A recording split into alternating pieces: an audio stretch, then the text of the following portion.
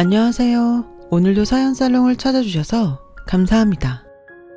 딸 아이들 키우는 30대 중반의 엄마입니다. 저의 첫사랑은 다른 또래에 비해 조금 늦게 찾아왔어요. 23살. 제가 대학을 졸업할 즈음 찾아왔거든요. 그렇다고 제가 남자한테 영 관심이 없거나 그랬던 건 아니었어요.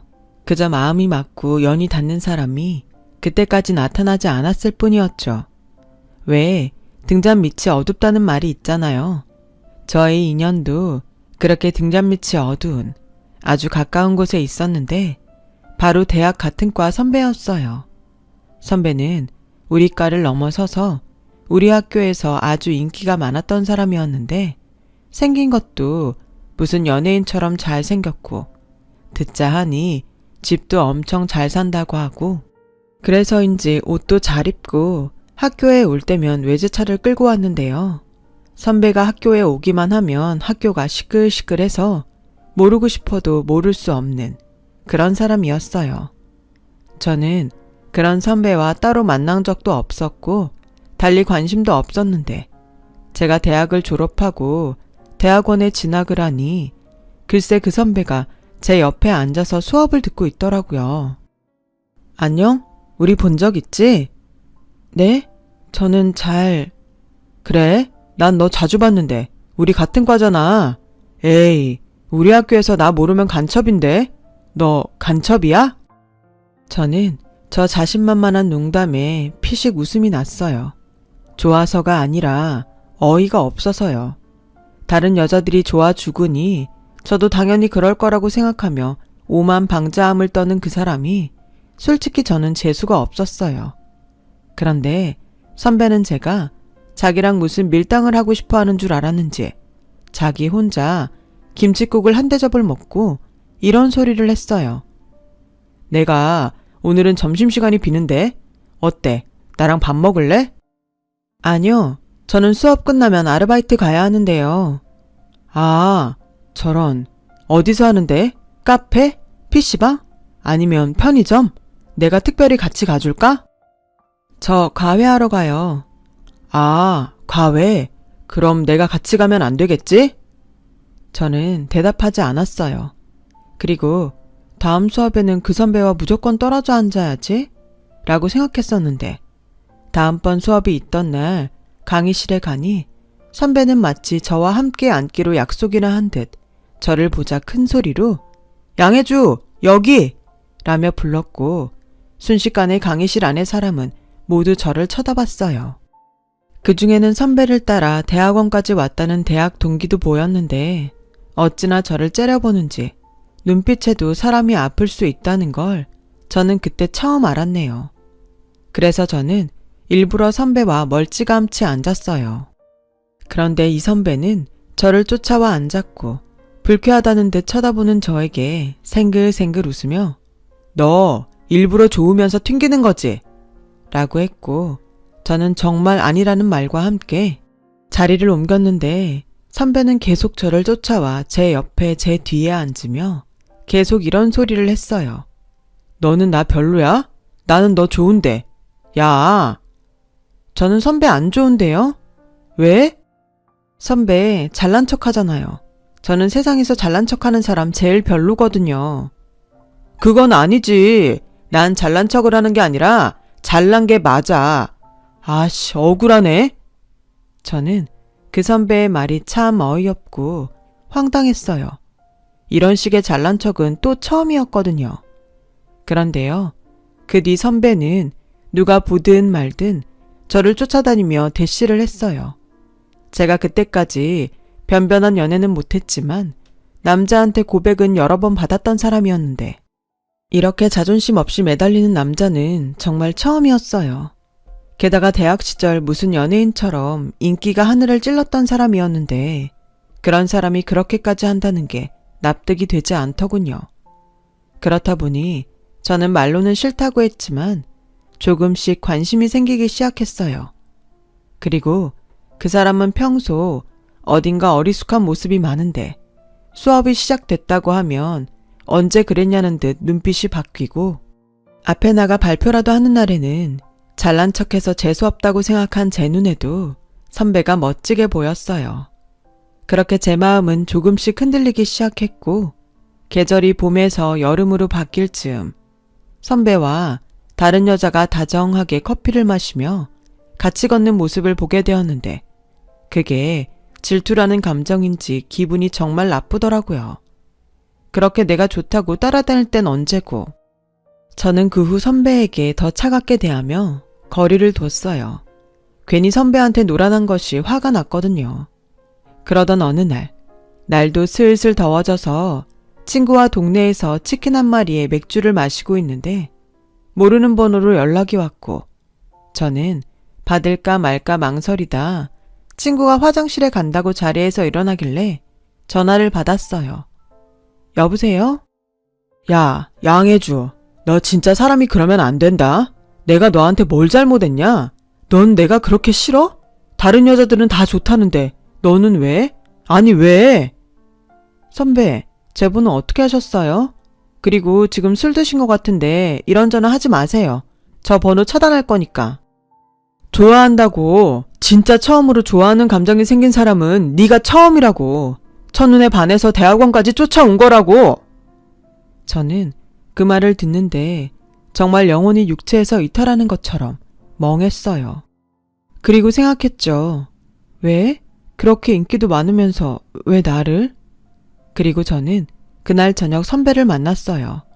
아주 술에 떡이 돼서 어디서 났는지 자기 키만한 곰인형을 안고 울상을 하고 있는데 그때도 피식 웃음이 나왔어요. 어이없게도 저는 그 남자의 모습이 싫지 않았어요. 아마도 저 남자의 이런 모습을 본 여자는 이 세상에서 나 하나일 거라는 생각이 들더군요. 여러 여자의 고백과 대시에도 끄떡하지 않았던 저 남자가 좋아한 여자는 결국 나였다는 그 기분에 저는 상상만 했던 첫사랑을 시작하게 되었어요. 다행히 대학이 아닌 대학원이라 저와 선배가 사귄다고 해서 요란을 떠는 사람은 없었는데 선배를 따라 대학원까지 온 저의 대학 동기들은 마치 제가 자기들 남자친구라도 뺏은 듯 저에게 시비 비슷하게 걸었지만 저는 그럴 때마다 대수롭지 않게 무시했어요. 그러자 야, 너 지훈 선배가 좀 좋아해준다고 아주 기고만장하다. 좋아해준다고? 지금이 뭐 조선시대니? 그리고 유치하게 좀 굴지 마. 기가 막혀? 정말? 야, 너 착각하지 마. 선배는 그냥 너랑 잠깐 노는 거야. 네가 선배랑 급이 맞냐? 급? 얘들이 지금 뭐래? 솔직히 너도 지훈 선배가 잘 살고 인물 좋으니까 좋아하는 거 아니야? 저는 화가 났어요. 이젠 좋아하지 않는다고 부정할 수 없게 되었지만 제가 선배를 좋아하게 된 건 그런 배경이 아니었고요. 저는 순수한 그 사람에게 끌렸고 또 이유야 어쨌든 대학원에 와서 공부와 미래에 성실하고 최선을 다하는 그 모습이 좋았던 건데 저를 자기들과 같은 취급을 하는 대학 동기들에게 화가 났어요. 그런데 혜주, 여기 있었어? 뭐야, 니네들 또 내 여자친구 화나게 한 거야? 선배, 정신 차려요. 혜주는 쟤는 진짜 선배랑 안 어울려요. 선배가 아깝다니까요. 사람이 누가 더 아까운 게 어딨어. 그리고 전에도 이야기했지만 후배라고 봐주는 것도 이제 끝이다. 세상에 어떤 남자가 자기 여자 괴롭히는 애들을 봐주겠니? 또 한 번 우리 혜주한테 뭐라고 하면 그때는 나도 가만히 있지 않는다. 가자. 오늘은 과외 없다고 했지? 저는 선배의 손을 잡고 차에 타며 생각했어요. 그리고 한 번은 꼭 이야기해야겠다는 생각이 들어 입을 열었죠. 선배, 나 궁금한 게 있는데 선배네 집이 그렇게 부자예요? 왜? 갑자기. 주변에서 내가 선배 배경 보고 만난다는 말을 자꾸 들으니까 화가 나서요. 에이, 화내지 마. 다른 사람은 몰라도 당사자인 내가 알잖아. 넌 절대 내 조건을 보고 그러는 게 아니라는 거. 쫓아다닌 것도 나고 매달린 것도 난데. 그러니까 왜 자꾸 사람을 그렇게 보는지 미리 말하는데 난 절대 선배 조건 때문에 만나는 게 아니에요. 네. 배고프다. 우리 맛있는 거 먹으러 가자. 내가 아는 가게가 있거든. 괜찮지? 저는 그 후 선배와 연애를 하면서 무조건 데이트 비용을 반반 내려고 했어요. 이상한 오해를 받는 것도 싫었고 무엇보다 선배에게 그런 부분을 더 어필하고 싶었는데 선배는 제가 그럴 때마다 자기가 저에게 무엇이든 더 해주려고 했어요. 그렇게 시간이 흘러 저는 대학원 졸업 전 대기업 IT 회사에 입사를 했고 선배는 대학원 졸업과 함께 공기업에 입사를 하면서 이젠 각자 직장을 갖게 되었어요. 비록 직장에 다니느라 만나는 날이 줄었지만 저희 마음은 상대적으로 커져가게 되었죠. 첫사랑은 이루어지지 않는다고 하던데 저에게는 그런 말은 해당되지 않는 것 같았고 주변 사람들은 남자친구가 집안도 직업도 좋은데 외모까지 훌륭하니 저에게 로또 맞은 것과 뭐가 다르냐며 부러워하는데요. 그쯤 되니 저도 이젠 그런 시선이 별스럽지 않게 느껴졌어요. 그렇게 저희의 만남은 4년이 넘어갔고 저희 집에서는 슬슬 결혼에 대한 기대를 하기 시작했어요. 그리고 저 역시 결혼한다면 당연히 이 사람과 해야 한다고 생각했기에 자존심상 먼저 말을 하지 않았지만 결혼에 대한 생각을 많이 했었더랬죠. 그렇게 추운 겨울이 다가왔고 남자친구는 저에게 예쁜 반지를 주면서 프로포즈를 했어요. 저는 만나온 시간도 길었고 또 프로포즈를 기다렸기에 기다릴 것도 없이 좋다고 대답했어요. 그 후 남자친구가 먼저 저희 집에 인사를 왔고 저도 그렇고 저희 부모님은 평소 결혼은 두 사람이 함께 시작하는 중요한 일이니 처음부터 욕심내지 말고 두 사람의 능력 안에서 시작하는 것이 맞다고 생각하는 주의라 남자친구에게 똑같이 그렇게 말을 하셨어요. 서운하게 들을 수도 있는데 나는 그게 맞다 생각하네. 남자는 집, 여자는 혼수, 그런 것들 말고 둘이 같이 살 집도 마련하고 쓸 물건도 장만하면서 시작해봐. 그렇게 살다 혹 힘든 날 있으면 내 딱 3번은 장인으로서 도와주겠네. 난 내 딸 잘 부탁한다는 말보다 자네가 내 딸이랑 행복하게 살았으면 좋겠어. 염려 마세요. 저는 벌써부터 혜주랑 결혼할 생각에 행복합니다. 나는 그래도 혜주 엄마라 우리 바깥양만처럼은 못하겠고 우리 혜주 잘 부탁해요. 다른 건 모르겠고 많이 아껴줬으면 좋겠어. 세상이 변했다고 하지만 여자는 남자한테 사랑받아야 행복하니까. 엄마, 요즘 세상에 무슨 그런 말을 해. 왜?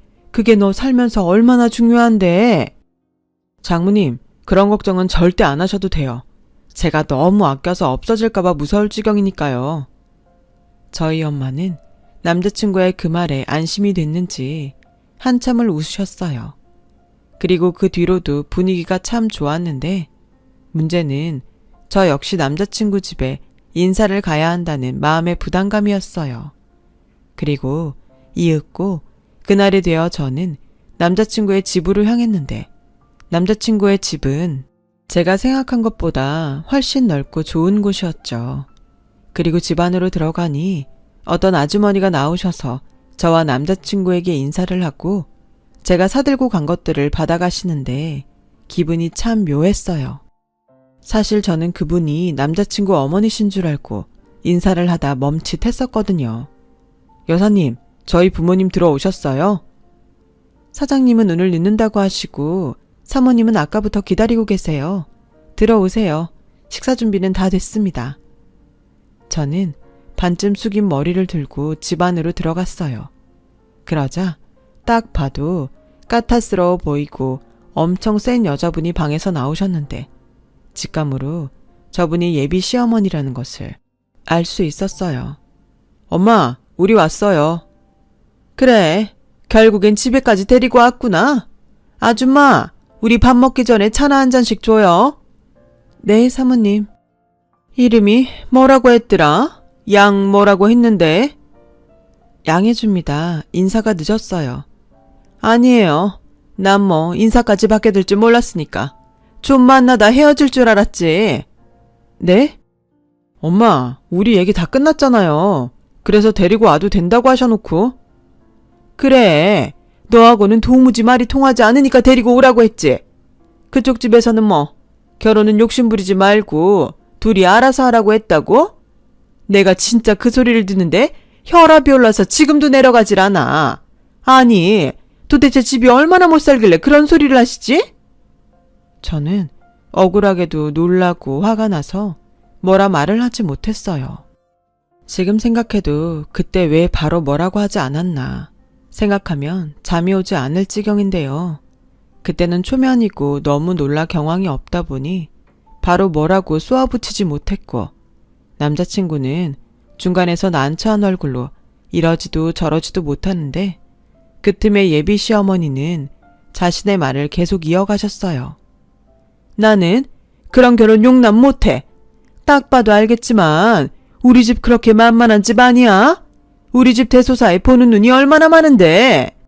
들어서 알겠지만 내 남편 회사 사장이야. 거래처들이며 그 회사 사장들이랑 사모들. 내가 정말 생각만 해도 아찔하다. 그러니까 번지수 잘못 짚었어. 그래도 기어이 이 결혼이 하고 싶으면 예단 혼수 제대로 해와. 나도 해줄 건 해줄 테니까. 뭐 그럴 능력 없으면 그냥 없던 일로 하든가. 그럼 나야 더 고맙지. 우리 아들이랑 결혼하고 싶다고 줄을 선 여자가 얼마나 많은 줄 알아? 순진한 내 아들 꼬여냈으니까 내가 기회는 먼저 준다 이거야. 저는 그때 다행히 정신이 돌아왔어요. 그리고 머리가 차갑게 식는가 싶더니 이건 아니다 싶더라고요. 그래서 아까부터 말씀이 매우 심하신데 좀 조심해 주세요. 전 댁에 아드님 꼬신 적 없습니다. 그리고 결혼은 남들 보여주기 위한 거가 아니라고 생각해요. 어머머, 차라리 돈이 없어서 못한다고 솔직하게 말을 하지 그래. 혹시 알아? 그럼 내가 그냥 받았다 생각하고 내가 다 한다고 할 수도 있는데 꼭 없는 것들이 자존심을 세워요. 남들 보여주지 않을 건데 초대는 뭐하러 하니? 그게 다 동네방네 보여주려고 호텔에서 하네, 야외에서 하네 그러는 건데. 아우, 이래서 집안끼리 차이 나면 골치 아프건데. 아들, 꼭 쟤랑 해야겠니? 너 좋다는 채원이도 있는데. 엄마! 아무래도 제가 잘못 온 것 같네요. 이만 가보겠습니다. 혜주야, 뭐야 지금? 꼬라지 났다고 간다는 거야? 이봐요! 네, 저 화나라고 그런 막말을 하는데 제가 웃을까요? 이런 말씀 초면에 죄송한데 참 무례하시네요. 생각의 차이가 있을 순 있지만 상대를 배려하지 않고 일방적으로 막말을 하시니 이만 가라는 말씀으로 알아듣고 가려고요.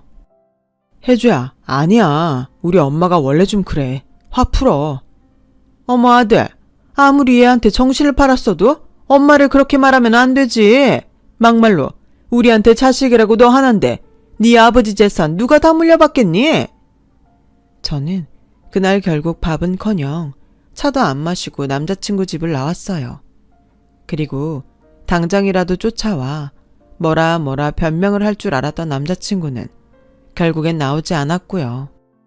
저는 집에 가는 길 내내 마음이 상하다 못해 남자친구에게 처음으로 실망을 했어요.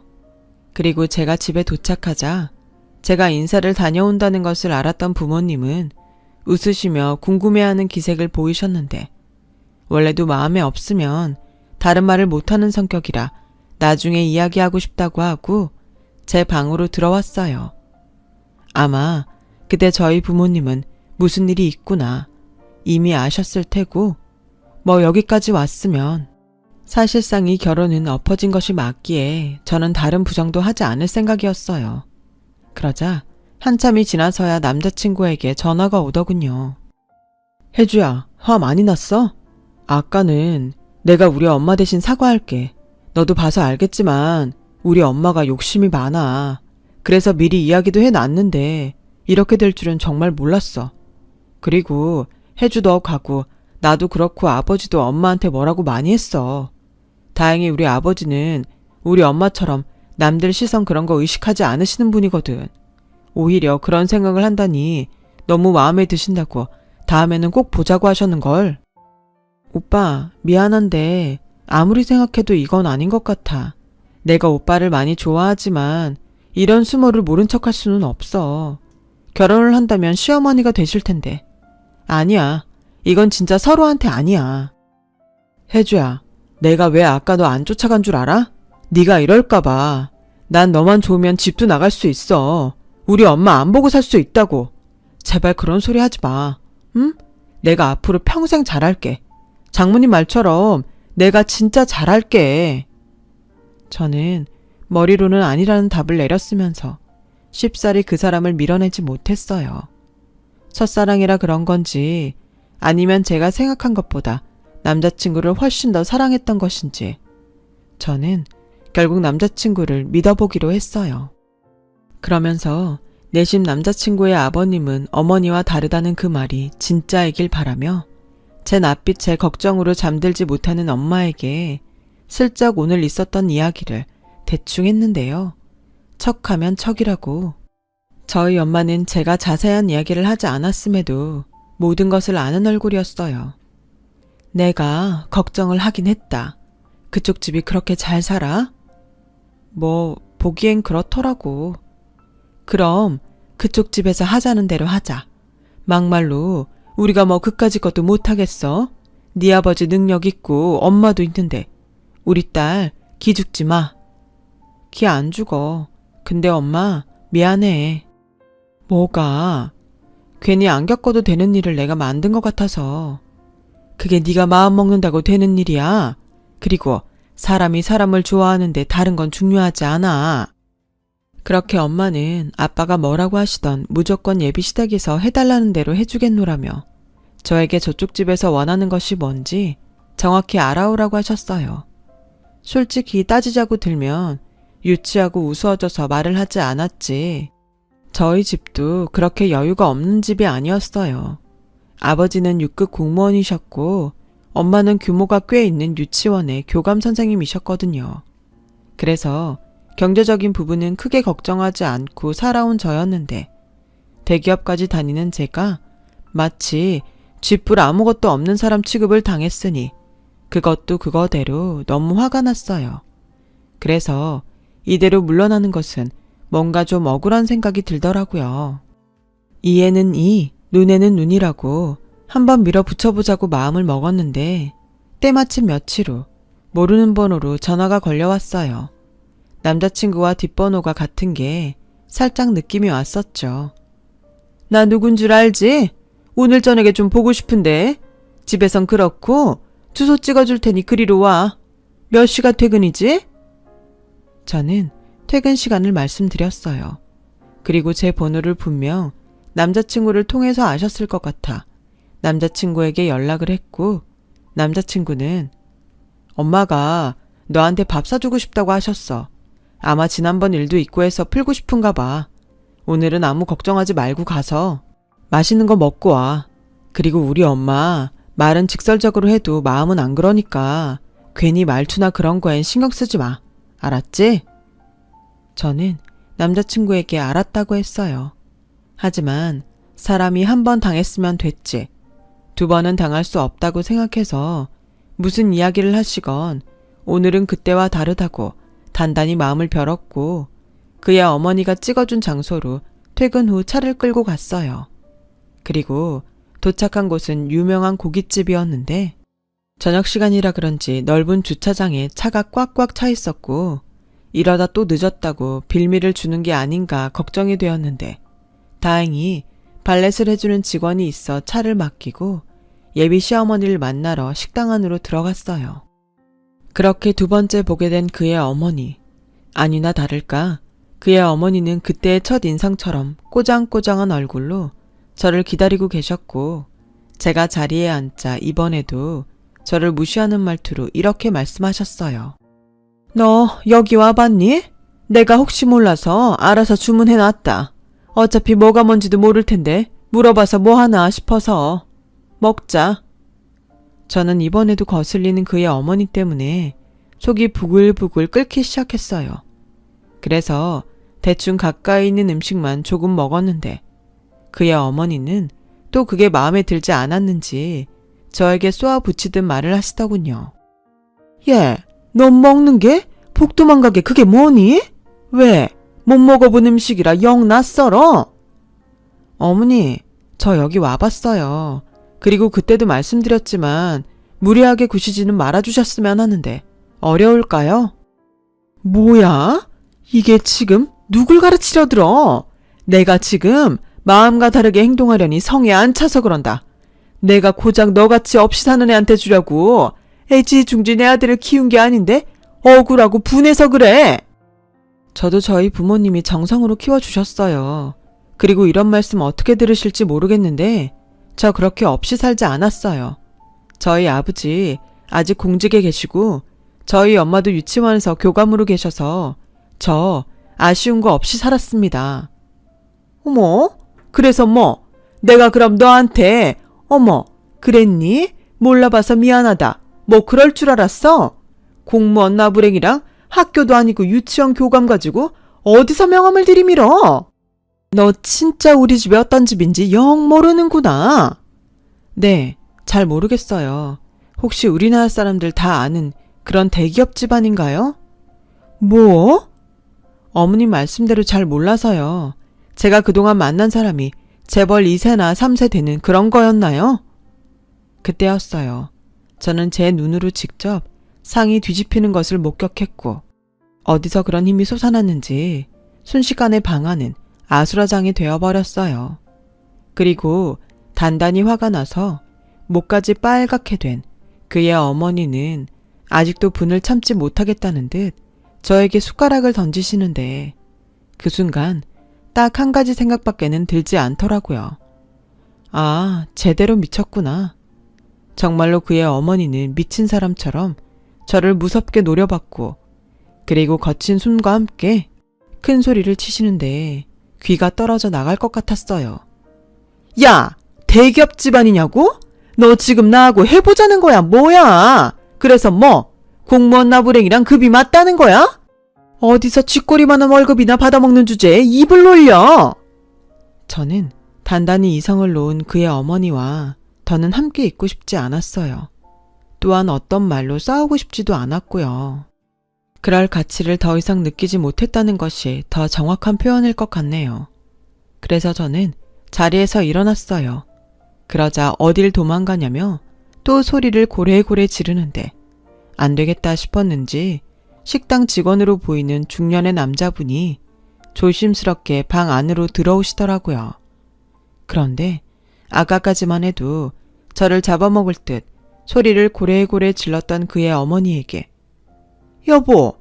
라는 말이 들려왔고 저한테 그런 소리를 했을 리 없어 고개를 돌려보니 방금 직원으로 들어오신 중년 남자에게 그의 어머니가 이번에는 얼굴이 사색이 돼서는 그렇게 말씀하시고 그 자리에 굳어 계시더라고요. 아니, 회사 사장이라고 하더니 왜 여기에? 저는 이 상황이 이해가 가지 않아 그 자리에서 오도 가도 못했어요.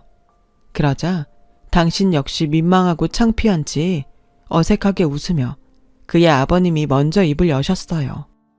누군가 했더니 당신이었어? 여보, 당신 옷이 왜 그래? 아침에 입고 간 양복은 어쩌고? 그리고 여기서 뭐 하는 건데? 왜 손에 행주를 들고 있는 거야? 김 기사는? 그의 어머니는 이제 저는 안중에 없는 눈치였고 저 대신 당신의 남편을 쥐잡듯 잡아댔는데 계속 거기에 있는 것도 못할 짓 같아 저는 그만 그 자리에서 나와버렸어요. 그리고 남자친구에게 이 이야기를 해야 할까 말아야 할까 고민이 됐고 분명 남자친구 역시 어머니처럼 모를 것 같은데 괜히 저에게 듣고 자존심 상해할 것 같아 저는 말을 하지 않기로 했어요.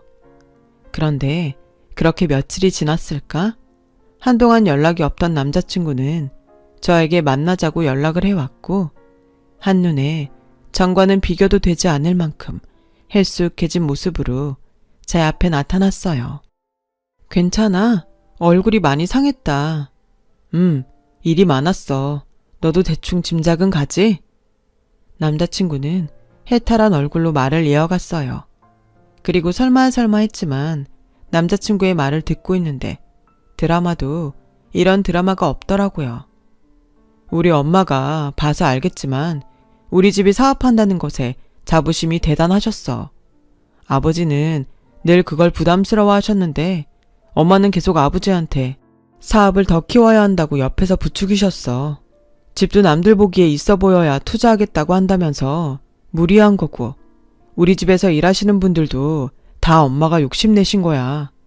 아버지는 도저히 감당이 안 되는데 엄마는 계속 바라시고, 그래서 사업이 망해가는데도 말을 하지 못하셨대. 그래서 거기에서 일하신 거야? 집에서는 회사 출근하신다고 나오셔서 거기서 일하신 거지. 그래서 요즘 계속 늦었던 거더라고. 아버님이 많이 힘드셨겠다. 하지만 꼭 나쁜 일만 있는 건 아니야. 우리 자기 뜻대로 결혼할 수 있을 것 같아. 그게 무슨 소리야? 장인어른이 말씀하셨잖아. 결혼은 우리 둘의 시작이라고. 그러니 욕심내지 말고 우리끼리 잘 시작하면 된다고. 우리 엄마 이제 더는 욕심내실 수 없어. 이제 혜주 너한테도 함부로 못하실 거야. 그렇게 생각하면 이건 나쁘지 않은 일 아닌가? 그래도 집에 일이 있는데 결혼을 진행한다는 게 좀 그렇지 않아? 왜? 이제 우리 집이 망한 것 같으니까 하기 싫어? 뭐? 그게 무슨 말이야? 솔직히 아니라고 해서 아니라고 믿었지만 너도 우리 집 잘 살아서 나랑 결혼하고 싶었던 거 아니야? 아니라면 왜 그런 소리를 하지? 저는 그 순간 남자친구가 무서웠어요. 눈빛이 너무 무서웠거든요. 제가 알던 그 순수하고 저밖에 모르던 그 눈빛과는 영 달랐어요. 그래서 겨우 남자친구에게는 결혼은 집 사정이 좀 진정이 되면 다시 이야기하자고 달래놓고 집으로 돌아왔는데 참 혼란스럽기만 하더군요. 이성으로나 마음으로나 이 결혼은 아니라는 것을 아는데 상황적으로 이 시점에 남자친구에게 헤어지자고 하자니 제가 마음이 너무 괴로웠어요. 그래서 한동안은 헤어지자는 말은 못하고 대신 혼자 마음의 정리를 하고 있었는데 그러던 어느 날 그의 어머니로부터 만나자는 연락이 왔어요. 저는 예전처럼 잘난 척에 막말은 하지 못하겠지 하는 생각으로 그의 어머니를 만나러 갔고 그의 어머니는 예전과는 좀 다르게 기가 꺾여 있었는데 그래도 자존심은 지키고 싶은지 저에게 별 말을 하지 않고 혼수와 예단 리스트라며 A4 용지 5장을 주셨어요. 설마 이걸 다 해오라는 건가요? 그래, 네가 그랬잖아. 네 아버지 공직에 있고 네 엄마도 유치원 교감이라며. 그 정도 능력 있다고 큰소리 칠 때는 언제고? 이제 와서 그러니? 어머니, 저도 지훈 씨한테 사정 들어서 아는데 이제 그만하세요. 뭐? 너 지금 나 망했다고 우스우냐? 그건 어머님 자격지심이시고요. 결국 어머님 욕심 때문에 그 지경까지 갔으면 어머님도... 그때였어요. 그의 어머니는 이번에도 제가 하는 말이 듣기 싫은지 상을 엎으려 상을 손으로 잡으셨고 저는 그 모습에 덩달아 상을 잡아버렸어요. 그리고 계속 말했죠. 어머님도 아시죠? 저 이 결혼 못해요. 아니 안 해요. 어머님 집이 망해서가 아니라 어머님이 이러시니까. 요즘 세상이 어떤 세상인데 그렇게 갑질을 하세요. 뭐? 지금이라도 좋은 마음으로 사세요. 그래야 지훈 씨도 지훈 씨 아버님도 편안해져요. 그럼 네가 도와주던가. 저는 기가 차서 말이 나오지 않았어요. 그래서 자리에서 일어났는데 그의 어머니가 소름 끼치게 제 바지가랑이를 붙들었고 이런 소리를 하시더군요. 너 돈 잘 번다면서 너랑 우리 지훈이랑 벌어서 우리 좀 도와줘. 원래 힘들 때 돕는 게 진짜 사랑 아니니? 우리 집에서도 쫓겨나게 생겼다. 나 이젠 작은 집에서는 숨이 막혀서 살 수가 없어. 내가 결혼 허락할 테니까 결혼해서 우리 좀 네가 살려줘라. 아가. 저는 평소 공포 영화를 좋아하지 않았는데 그날은 정말 저에겐 공포 그 자체였어요. 그래서 그의 어머니의 손을 발로 뿌리치고 도망치듯 자리를 벗어났고 다시 또 연락이 올까봐 그의 어머니 번호를 차단했는데 그날 저녁 남자친구가 만나자고 하더라고요. 저는 이젠 어쩔 수 없다는 생각으로 헤어지자는 말을 하려 남자친구를 만났고 남자친구는 헤어지자는 제 말에 울면서 매달리는데 참 이것도 못할 짓이더라고요. 그렇게 멋있던 남자였는데 하지만 저는 아닌 건 아니라는 것을 마음에 새겼고 희망 고문을 하느니 이쯤에서 딱 부러지게 끊자고 다짐을 했는데 이 남자가 마지막에 고맙게도 제 마음을 참 편안하게 해주었어요. 치사한 년? 너도 결국 그런 여자였어? 그러면서 아닌 척 고상은 있는 대로 떨어놓고 너도 우리 엄마랑 똑같아. 아니지. 우리 엄마는 솔직하기라도 하지. 넌 음흉해. 엄마가 그러더라. 네가 정말 나를 사랑했다면 이럴 때일수록 더 결혼하자고 했을 거라고. 근데 넌 이때다 싶어서 도망가는 거야? 내가 사람을 아주 단단히 잘못 봤네. 야, 뭐 어떻게 생각하든 자유인데 그렇게 생각하면 마음이 좀 편하니? 누가 그런 무시받고 뻑하면 밥상 엎어버리는데 좋다고 하겠어. 게다가 당신 어머니 나한테 숟가락도 던졌어. 이건 망하고 아니고의 문제가 아니야. 아버님 일하는 식당 가서 CCTV 좀 보고 올래? 난 그때 이미 아니다라고 생각하고 나가려고 했다고. 그래도 정이 있어서 힘들 때 나까지 얹고 싶지 않아서 참은 건데. 뭐? 치사한 년? 그래, 나 치사하니까 다시는 연락하지 마. 찾아오지도 말고. 저는 그렇게 참 더러운 이별을 했어요. 첫사랑이 이루어지지 않는 건 괜찮지만 이렇게 끝이 추하다니 많이 속상했었죠. 그 후 남자친구는 번호를 바꿔가며 저에게 계속 연락을 해왔어요. 집과 회사에도 계속 찾아왔었고요. 참 곤란했는데 그때 저를 도와주던 회사 상사가 있었고 저는 그 상사분 덕에 여러 번 곤란했던 일을 도움받게 되었는데 그렇게 3개월 정도가 지나자 남자친구는 나타나지 않았어요. 연락도 없었고요. 이젠 됐구나 싶은 안도감과 첫사랑에 결혼까지 생각했던 사람과의 추한 마지막에 저 역시 후유증은 심했어요. 그래서 회사를 그만두고 좀 쉬어볼까 망설이고 있었어요. 그때도 그런 저를 회사 상사분이 잡아줬고 1년쯤 지나니 그 상사분이 저를 혼자 좋아하고 있었다는 말을 어렵게 해왔어요. 지난 일도 있고 해서 그 마음을 거절했는데 그 사람은 3년 동안 저의 곁에서 저를 기다려주며 제가 힘들 땐 어디서든 나타나 도움을 주고 제가 또 부담을 느끼면 한 발짝 떨어져 있어 주는 것이 참 미안하고 고맙더라고요. 그 상사분이 지금의 저의 남편이에요. 남편은 저의 지난 일을 모두 알고도 제 잘못이 아니라고 저를 위해줬고 일에서도 그리고 제 인생에서도 항상 좋은 영향을 주려고 애를 쓰는데 이런 사람의 마음을 계속 외면하는 것도 참 어렵더라고요. 조심스럽게 사내 연애를 시작했죠. 1년 만에 결혼을 했어요. 저희 아버지가 말씀하던 대로 저희 둘의 힘으로 처음부터 끝까지 준비했습니다. 엄마가 바라던 대로 남편은 결혼한 지 5년이 넘은 지금도 한결같이 저를 아껴주는데 진짜 결혼할 인연은 다른 곳에 있었구나 싶은 요즘입니다. 얼마 전 한때 저에게 도끼 눈을 뜨며 저를 시기 질투하던 대학 동기이자 대학원 동기를 우연히 만난 적이 있어요. 그래서 듣게 된 그 사람의 소식. 결국 아버지 회사 부도로 평생 갚을 수 있을지 모를 빚더미에 앉은 그 사람은 빚쟁이 때문에 다니던 회사에서 쫓겨나다시피 그만뒀고 집도 어디 시골 변두리로 야반 도주하듯 서울을 떠났다는데요. 몰랐으면 더 좋았겠다 싶었어요. 그리고 사랑스러운 우리 딸을 보면서 만약 내가 그때 그 사람과 헤어지지 못하고 결혼이라도 했다면 어떻게 됐을까 생각해 보았는데 정말 상상도 하고 싶지 않더라고요. 지금 제가 누리고 있는 이 행복이 얼마나 소중한지 절실하게 느껴졌어요. 행복이라는 게 상대적이면 안 되는 건데 언젠가 저희 딸도 커서 첫사랑을 하는 날이 오겠죠. 부디 저희 딸의 첫사랑은 아름답기만 했으면 좋겠네요. 지금까지 저의 긴 이야기 들어주셔서 고맙습니다. 마음도 몸도 따뜻한 겨울이 되시길 진심으로 바랄게요.